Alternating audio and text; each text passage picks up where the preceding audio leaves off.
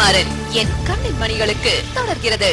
8ஆம் கிளாஸ் படிச்சுட்டு நம்ம காலத்துல வாழ்ந்து இன்னொரு கம்பன் இவன் உண்மையிலேயே ஒரு 1000 வந்து கம்பனுக்கு ஒரு ஏட்டி போட்டியா போயிருப்பான். அவ்வளவு கண்ணதாசன் தொடாத விஷயங்களே இல்லை. அதாவது மத்த புலவங்கள திருட்டுத்தனமா சொல்லுவாங்க, இவன் மெட்டுக்கிட்டலாம் வாங்கி போய் வீட்டுக்கு உட்காந்து கொட்டி கொட்டி பார்த்து எழுதுனா. இந்த ஆளுக்கு அந்த வேலை கிடையாது. சின்னப்பத்தார் கூப்பிட்டாரு, இந்த சிவகுமார் சொல்ல பண்றான்பா, ஏதாவது சொர்க்கம் படமா பாட்டு வேணும் உசர வாங்குறான்பா, கண்ணதாசா நீ வாப்பா அப்படின்னா. கண்ணதாசன் சடைய பொருள் சின்னப்பத்தார். என்ன விஷயம்னா, இந்த ஒரு படம் எடுத்திருக்க சொர்க்கம் நரம்னு இந்த பொண்டாட்டி வந்து அளவுக்கு அதிகமா புடிச்ச மேல பாசம் வச்சு சந்தேகப்பட்டதுனாலே குடும்பம் வீணா போச்சு.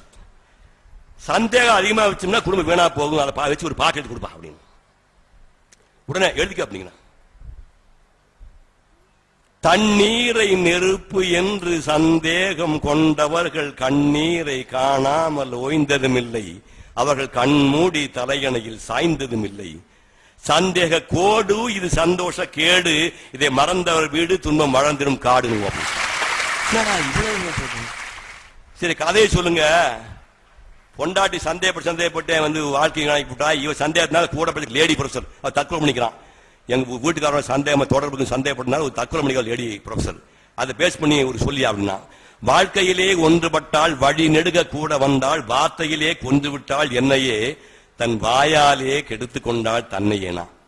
இப்ப அந்த ப்ரொஃபசர் செத்து போனதுக்கு அப்புறம் இவளோடய வாழ முடியல, நேர்மையா வாழ்ந்தான்.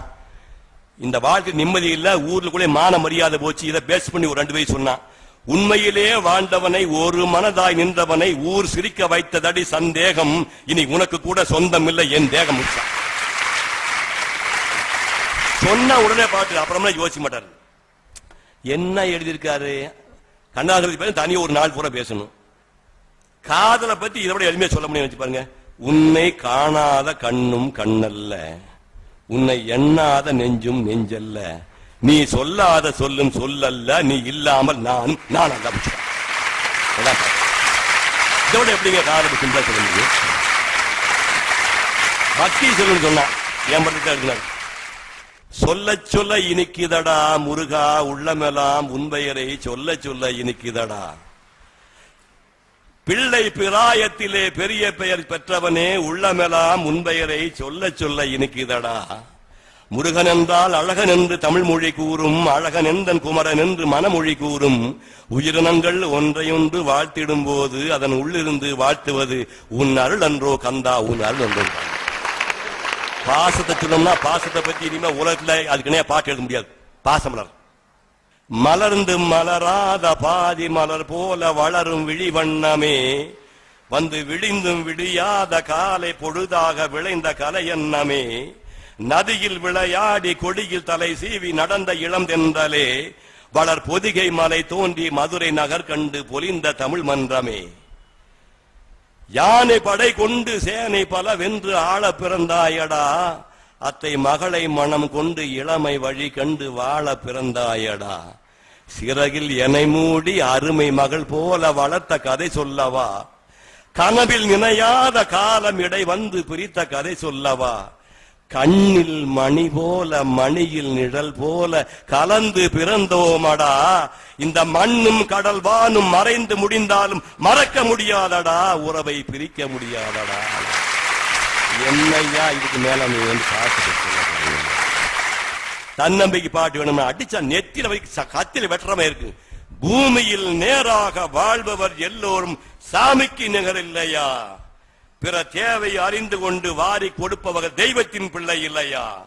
மாபெரும் சபைதனில் நீ நடந்தால் உனக்கு மாலைகள் விழ வேண்டும், ஒரு மாற்று குறையாத மன்னவன் எவன் என்று போற்றி புகழ வேண்டும். 6 மனமே 6 அந்த ஆண்டவன் கட்டளை 6 தத்துவ பாட்டு வரும். ரொம்ப சிம்பிளா சொல்றான், உண்மையை சொல்லி நன்மையை செய்தால் உலகம் உன்னிடம் மயங்கும், நிலை உயரும் போது பணிவு கொண்டால் உயிர்கள் உன்னை வணங்கும். என்ன மனுஷ உடம்புக்குள்ள 9 துவாரம் இருக்கு. இந்த 9 துவாரத்திலயும் கடவுள் கொடுக்கிற காத்து வைத்து கொடுக்க இல்லையா உடம்புல கேது பிராணவாயு. இந்த பிராணவாயு தான் மனுஷன் காப்பாத்தி இருக்கு. இந்த பிராணவாயு உடம்புக்குள்ள இருக்கிறது. இந்த 9 துவாரத்தில் எதுனாலும் வெளியே போலாம்ல, வெளியே போன காலம் முடிஞ்சு போச்சு, பேக்கப் அவ்வளவுதான். அது போட்டா ஒரு பாட்டு சிவபாகியத்தில் எழுதியிருக்காரு. இருந்தா கூட அது எப்படி சிம்பிளிஃபை பண்றாங்க.